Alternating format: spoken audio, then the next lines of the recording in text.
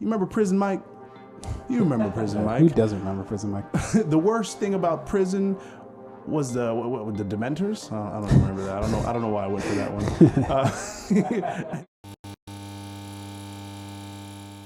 Okay, so we have the greatest show of all time. It's very much always discussed, right? What's the greatest show of all time? What are the shows that usually get mentioned? Breaking Bad, The Sopranos, The Wire, get mentioned, right? But what does it actually look like if these shows faced off in a fucking single elimination bracket, winner take all type of situation? We need to fucking get to the bottom. Who is exactly the greatest show of all time? And we're going to argue that exact fact.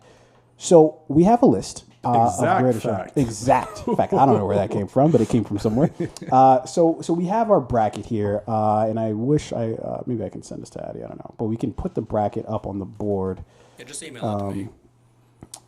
Yeah, I'll go ahead and email this to you.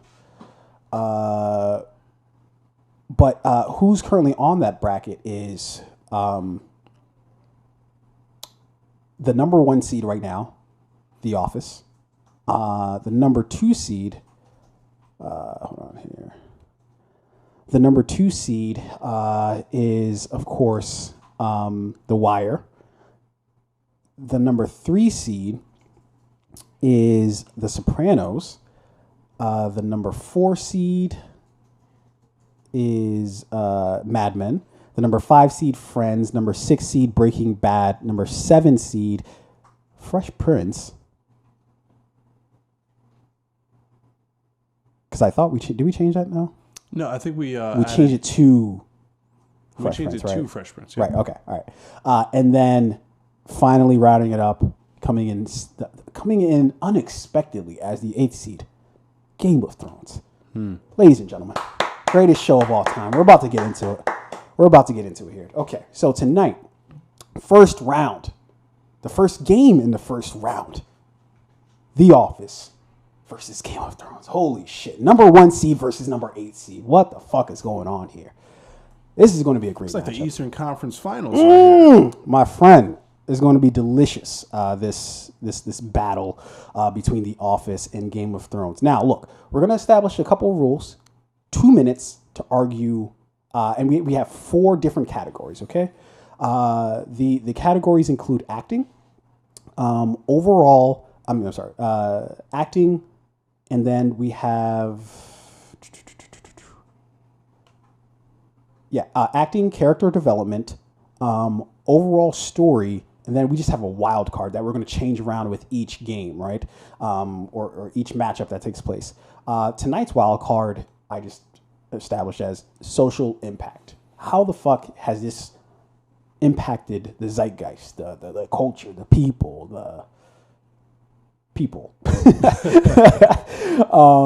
and so that's what we're going to be arguing tonight. We're going to have 2 minutes per category, right? So for acting, we'll have 2 minutes to argue our side from either side, yada yada. At the end of all this, next week we're going to come back and announce who the winner is. Now, how we come to the winner is we have our colleagues Addy as well as Sergio, who are going to be 2 of the judges and rate our arguments. But then also we want to know your opinions from the audience. You guys, we're going to put some polls out there, and you guys let us know based off of what we're arguing who has won the argument of who wins this particular matchup. Okay. And so that's how we're going to run it here. And so, with that, I don't think we have any further ado. Addy, there is a bell in the audio section of the setup here that you can ring to either start the round or end the round. And so, if somebody's going on for 2 minutes, you can keep track of it. And if they're going overtime, then you can ring the bell. With all that being said, I think we might be good to go. What say you, my friend? There we go. I like it.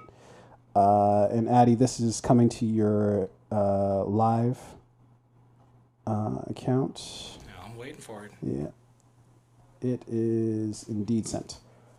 Okay. So my friend, let's begin. Who's on the clock first? Addy, I'll leave it up to you. Who goes first in this situation? I'm arguing for Game of Thrones, and Arain is arguing for The Office. Ugh. Who wants that to win? Ooh, I like this. I like this. Listen. Okay, so we're starting off with the acting category. Now, Arain, I know this is hard for you to accept. We've got 2 minutes to argue this, okay? Listen. 2 minutes. All You're I very need is long-winded. 1 minute and 59 That's seconds. okay. Hey, Ray, you gotta listen for the bell. Yeah. Start and end, all right? You ready? Yes. Do it. So here is why in this particular matchup, The Office is the clear winner here. We have to look at the quality of actors that have been featured on this film. We've got Steve Carell. It's a show to start off with. But okay. TV show, who since being featured on The Office has gone on to have a stellar career in Hollywood. Most recently on one of a show that you and I both enjoyed, the morning show on Apple TV. John Krasinski, Rainn Wilson's character as Dwight Schrute. I mean, one of the most iconic characters in TV history. We've got and I mean, not to mention the features that we have on this show. Idris Elba, Ellie Kemper, who was in some hot shit recently. Maybe not mention her. I don't know. Craig Robinson, and one of my favorite actors from another show that's on TV, The Blacklist. We've got he plays take that off the Robert screen. California. First. What is? Damn, how do I forget his name? I love this guy. Oh, Spader? James Spader. James Spader, yeah. Is it James Spader? Yeah. So I think when you look at like the cast, right?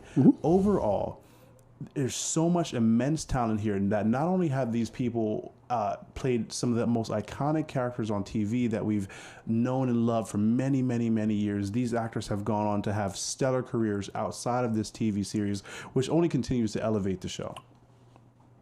Cool. Okay, so all of that was utter nonsense. All you really did was Mindy just... Kaling. But you're on the clock. I don't know what that was supposed to mean, but okay. Great actress. Okay. So You still look, have 30 seconds. that's fine. He doesn't need it, right? I rescind my time. Okay. You resend your time. Okay. Tunde. Cool. So look, how do we technically gauge if somebody's having a good acting or if a show has good acting, right? The only way to really gauge that, unfortunately, as much as I might fucking hate them, are award shows, right? So forget the actual show, right? How many awards the actual show has won.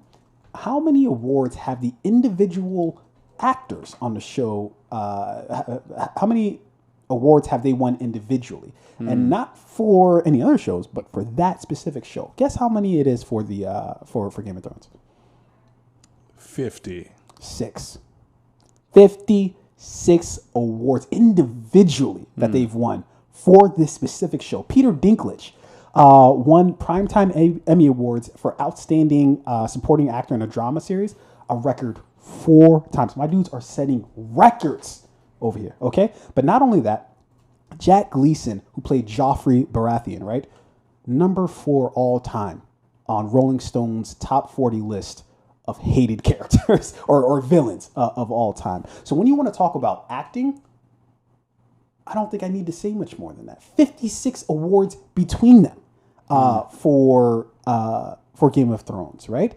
I rescind my time as well. I don't need much more to argue about. My dudes have hardware behind them.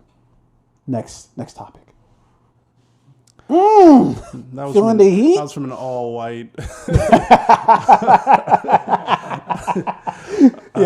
Academy Awards. Yeah, no. Idris Elba was like, damn, wasn't I in The Office? Don't I deserve one? Okay, the next topic is character development. So one of the things that who's on the clock? Yeah, wait for that bell. You know, I just like to take these things and run with it. Boom. So one of the things that we love most about The Office is how like real the characters feel, right? Especially for anyone who's ever worked in an office environment like that. There is a character on The Office who reminds you of someone you know or someone you work with, whether it's your boss, your coworker, the person you hate. So this show, the number one thing this show did well is believability. These characters felt very real. They felt very common. you felt like you knew them, which is why the show was so successful. Steve Carell being the boss who is you could do his job better than he is. Jenna Fisher, the hot, cute front desk girl. John Krasinski, the guy who like just doesn't really give a shit, doesn't want to be there. You've got Brian, who's kind of like the guy who how did you get this job? Are you on the spectrum? No disrespect to anyone on the spectrum, but still. Angela, the person in the office who's just kind of like that, the bitch that you love to hate or whatever. I'm sorry, I'm throwing out words here. But the great, and Phyllis, who's like the office mom, so to speak, right? And then you've got Rain or Dwight Schrute, who's like the overachiever, who the guy who's up the boss's ass. But everybody on the show played a character that was so believable, but not only were they believable, they also like grew on you. They grew over time. They developed. I mean, we see what happened with Steve Carell. He goes from being this boss who you think is just like out of his wits, doesn't really know what he's doing, to being like, you find out over time that like he really does care about his staff, he cares about his people, ends up falling in love and moving away with Holly to Denver. You see John Krasinski, his character Jim and Pam fall in love and start a family and kind of start a life together. You see some of the development that happens with Creed, as well as what is this guy's name, Ryan, as well as like Kaylee Cooper. Their like love story that develops. Really great character development. Well, you're going overtime now, so I threw a couple extra punches. Yeah, yeah, they would have they would have fined you or penalized you somehow for that. Okay, do I get a bell? What's happening? Okay, so. I'd like to, before I get into my things, I'd like to point everybody's attention to the fact that you spent a great deal of that talking about believability, right? That, the characters are really believable. I don't know exactly what that has to do with character development, but okay, fair enough, if that's what you want to argue. But then also, even when you did talk about character development, what you said was, and you can adjust me if I'm wrong here, there's a difference between character development and a character reveal, right? What you talked about was, we learned that Steve Carell or Michael's character over the course of time, he actually does care about his staff. His character doesn't actually change throughout the entire course of the show, right? It gets revealed that, he actually does care about the staff, but he's still the same fucking cut up idiot boss at the end of the show that he started at the beginning of the show. Fair enough. I'll argue that, but the audience can make their choice. Look, when we talk about character development, we're just talking about change. How does the character change from the beginning of the show to the end of the show? Simple. Sansa, right? Stark, right? She goes from being this sort of, the princess, she's going to be the spineless, dainty sort of princess, to she becomes the hard-nosed queen of the North, right? Is what she ends up being, okay? And sorry for my apologies. Spoiler alerts for anybody who hasn't watched this. Jaime Lannister goes from being this fucking cruel, careless, callous knight to sacrificing himself for basically everybody that he loves, right? Doing everything for everybody else. From Brienne Tarth, Cersei, everybody. He does everything for everybody else. Character change, right? From beginning to end. Theon Greyjoy, he goes from being this fucking pompous, he's like, he loves the proximity to power at the beginning of the show, right? He's in close with the Starks and all that shit. And then by the end of the show, he doesn't fucking want anything to do with power, right? In fact, he's doing his best to stay out of power. That he could go over and take over for the Greyjoys, but he's like, fuck that shit. Boom. Don't need any more time. Perfect. Catch up, Moraine. I told you. Catch up. I don't think you really made a point. Good. I did make a point. I see. I see. That development though? Overall story. No, I think you took the L in that round. You can say it, but it doesn't mean it's true. And you see, I'm a counter puncher. Wait, who's on the clock? Am I? You? Yes. Right Jesus, Wait, this guy's dizzy. But you can't just fucking start the bell. So what are we on? Now we're talking about the overall story. That's right. Yeah. So here's why The Office is so great. Again, it just goes back to the heart of like what the show is really about: being a group of people who work together, who the people you see every day in the office, right? That's what this show is really about, and the many different characters and personalities in that office. And the reason why people like this show is it's so relatable.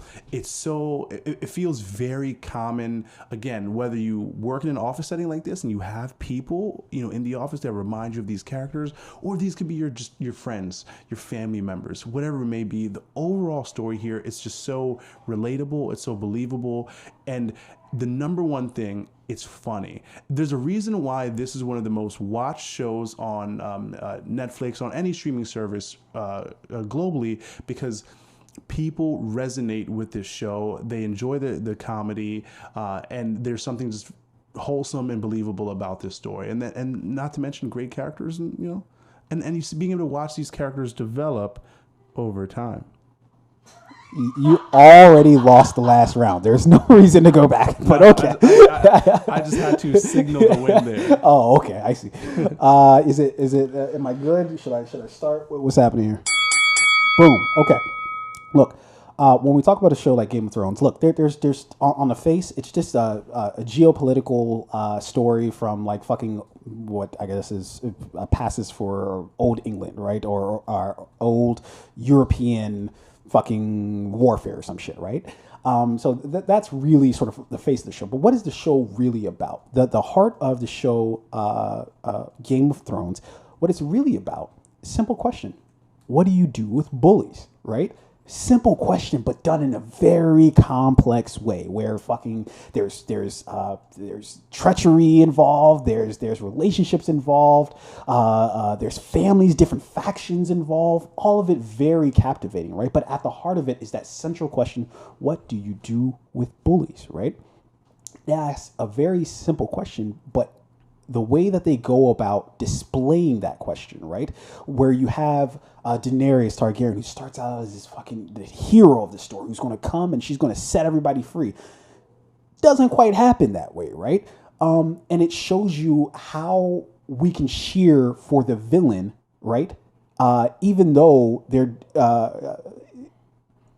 person can look like the hero of the story, what they actually are is the villain, and we're cheering for them the entire fucking way because they just the way that they carry about their business is in the way that we like, right? So in it, we have to face our own. If you're cheering for Daenerys, you're cheering for your own inner villain based off of the shit that she does, right? That you're cheering for the entire way since she's doing like fucked up things, right?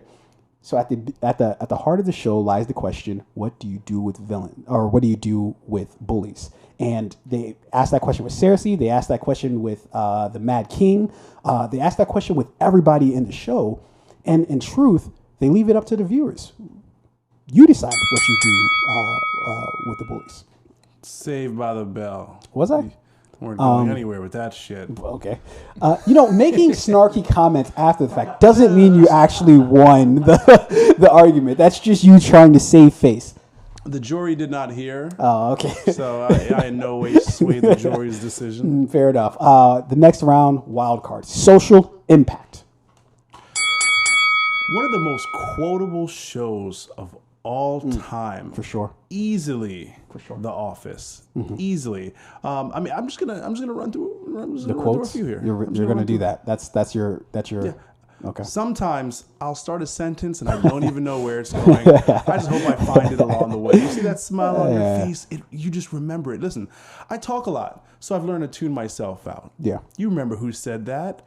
I'm not going to do it, but like, no, God, no. You remember that. One of the Office memes are some of the best memes on the interwebs, on Twitter world, as O.J. Simpson would say.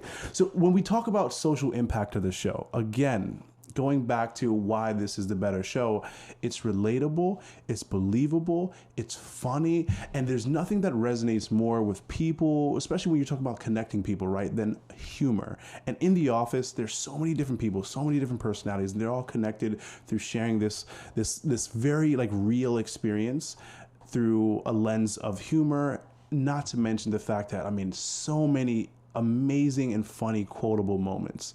You remember Prison Mike? You remember Prison Mike? Who doesn't remember Prison Mike? The worst thing about prison was the Dementors. I don't remember that. I don't know why I went for that one. Anyway, social impact. Like this is one of the syndicated in like what fucking 1,000 countries worldwide. The longest, I believe in 2020 it was the most streamed TV show, fucking on streaming, The Office. Yeah. I'm sorry. Are you done? That's it. I rescind my time. Listen, you can have my extra 15 seconds. Fair enough. Okay. Well, I'll wait for the bell before I begin. Okay. Boom. Okay. So while you just did all of that cute stuff, okay, what I will opt to go with is hardcore numbers. Okay. Look, in the seventh season for the show, they regularly drew in 10 million viewers. For those people who aren't initiated, that's a lot of fucking people to watch one single fucking show at any given time. 10 million people struggle to fucking get 1 million people to watch this show, let alone 10 million people in a season. Sheesh. As Faye would say, sheesh, right? With millions of people who watched, and that's with people watching the show illegally too, right? So on top of the people who fucking are getting it for free somehow, 10 million people actually tuned in to fucking, they paid money to watch the show. Okay. If that doesn't fucking draw your attention, 19.3 million people watched the finale. Let me state that again. 19.3 million people watched the finale. That's almost 20 million people at a single point in time were all glued to their televisions watching a fucking show. That's insane, okay? And look, if you want to talk about sayings, I feel like there were a few quotable moments from Game of Thrones. In fact, they were sayings for each one of their houses. The North remembers. What is dead may never die. A Lannister always pays his debts. And one of my favorites, it wasn't even in English, right? It was in fucking a made-up language. All men must die. All men are going to die sooner or later. I guess there's some Vala de Jores, Vala Megores, right? Is how it went, right? All men must die, all men must serve. That's the actual quote, right? So if you want to talk about quotables, there are a few quotable moments from Game of Thrones as well. I remember for like a month after the series finale, I was saying that shit all over the place. Vala Megores, Vala Maharis. Woo! Under the bell. That was okay. You know you liked it. You're about to start saying it too. Oh, man, sir. I'm glad you threw some numbers out there because The Office did have 57 billion minutes of viewership in 2020, but, hey. Yeah, that's repeat. I'm talking about live. I'm talking about when it was happening. Sure, over the course of an entire pandemic year. I'm sorry, not everyone can afford HBO. Can everybody afford either Netflix or Peacock, whenever that shit was? Cheaper than HBO, you elitist Americans, scumbags. Actually, HBO is $15 a month, and Netflix is $12, so $3 cheaper. Using someone's username and password. Oh, well, fair enough. Okay, I can't talk to you about cheating, but okay. I'm sorry. What were you about to say? Yeah, one correction, Arain. There's not 1,000 countries in the world; it's 195, and The Office is only syndicated in 8 countries. Well, you're talking about Fact in this checked. I'm talking about in the 12 universes. Okay. Yeah, look. Don't feel bad because I think I did butcher the saying for the Valerian, but it was all men must die, all men must serve. But I forget it was Vala de Jores and Valar de Mejores or something like that. Anyways, whatever. I still won, so I don't care. We'll let the viewers decide. Yeah, we do. We should not lead the witness. Look, let us know either in the comment section or we'll put a poll out to let us know. Probably put that out on IG or something like that. I don't know. We'll figure it out. But either way, man, that was fun. I enjoyed that. I enjoyed the quick. I'm glad I put a time limit. Otherwise, we'd have been here for glad we put a timer on that. Yeah. So we will decide the fate of these few particular shows. But next week, I don't know why my voice cracked when I'm saying that, but it did. I'm not running from that fact. Next week we will be discussing. Why am I stuttering all of a sudden? I feel like I didn't get my iron today or vitamins today, maybe, and I'm just I'm running short Do here you on have enough protein? Are you electrolytes vegan? or something. I don't know. So next week we got a fantastic matchup. We got the number 4 seed versus the number 5 seed. Mad Men versus Friends. What an interesting matchup That's an interesting matchup. That's a very good one. Different styles, much like Game of Thrones and The Office. Different styles. Yeah, it's a very good one. Kind of comparable. Kind of comparable. But we'll check that out. But ladies and gentlemen, that is our time for today.